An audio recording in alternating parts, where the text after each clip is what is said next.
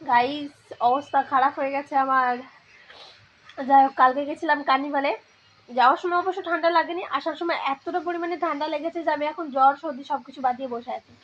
আর ঠান্ডা লাগার আরেকটা মেন রিজন হচ্ছে যে আমি যখন কালকে খেতে বসি, কালকে একটু তাড়াতাড়ি চলে এসেছিলাম কারণ প্রচুর খিদা পেয়ে গেছিলো ওখানে গিয়ে। তো তার জন্য তাড়াতাড়ি চলে আসি।